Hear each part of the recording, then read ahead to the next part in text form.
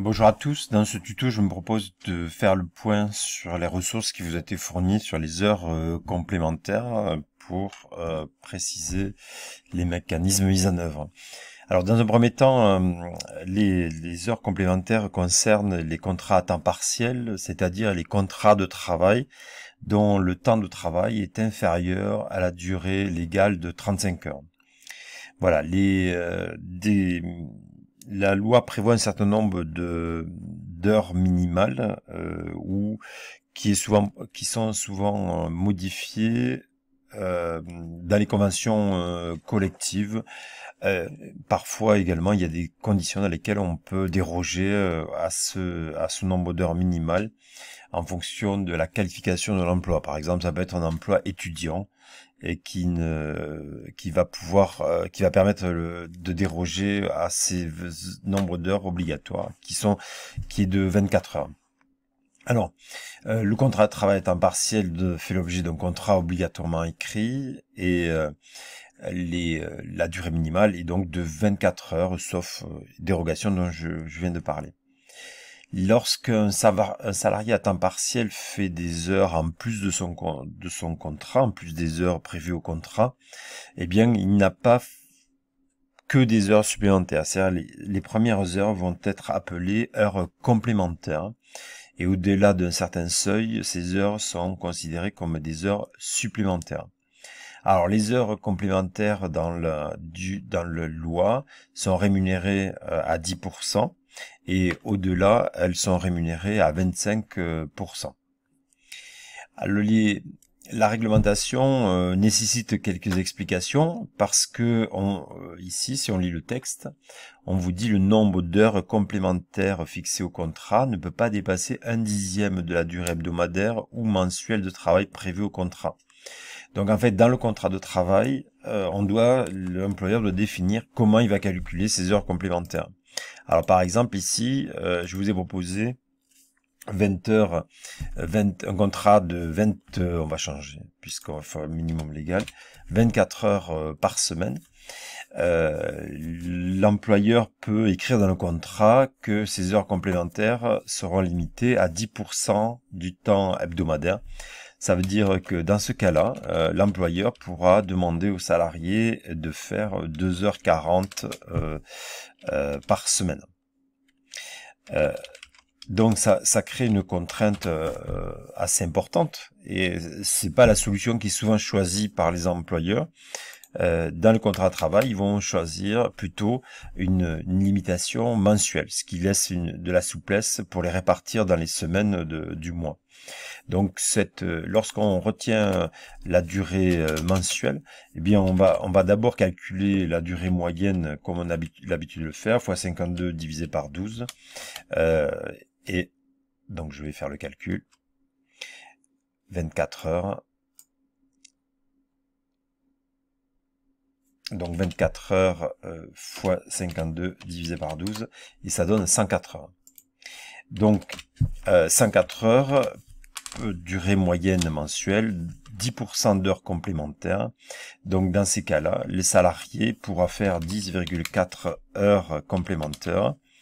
Alors, on les appelle les HC, heures complémentaires par mois. L'avantage de cette solution par rapport à l'autre, c'est que la répartition des 10h40 n'est pas fixe. C'est-à-dire qu'en fait, il peut y avoir une semaine à 5 heures, une semaine à 0, et ainsi de suite. Donc ça, c'est souvent la solution qui est préconisée pour les employeurs. Voilà pour les deux limites qui sont parfois difficiles à comprendre quand on lit le texte.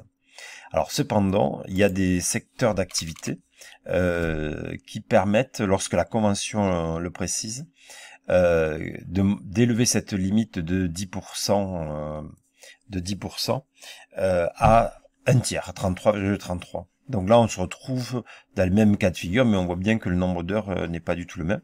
Alors par exemple, si un salarié est à 24 heures, eh bien, il va pouvoir faire, alors dans la première solution, eh bien, on a 24 heures divisé par 3. Donc, il va pouvoir faire 8 heures par semaine fixe.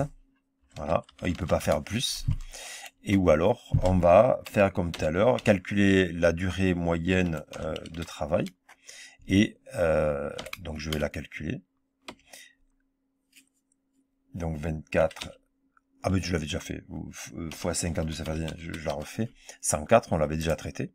Donc évidemment, c'est 104. Et on va diviser par 3 pour avoir le nombre d'heures maximal. Donc 104 divisé par 3. Ce qui fait 34,67. 34,67 heures complémentaires maximales dans le mois. Donc ça, c'est le sujet qui vous préciseront, qui précisera la méthode qui est retenue.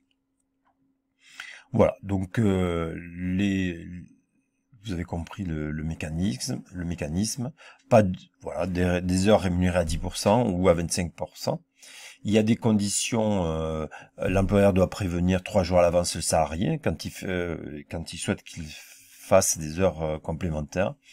Et s'il le fait pas, bien le salarié a droit de refuser. Pour tous les autres droits, les salariés à temps partiel ont les mêmes droits et obligations aussi que les autres salariés. Hein. Donc un salarié à temps partiel aura 5 semaines de congé comme un salarié à temps plein. La seule chose qui change, c'est que pour les rémunérations, bien évidemment, il y a des rémunérations qui sont proportionnelles au temps de travail dans l'entreprise.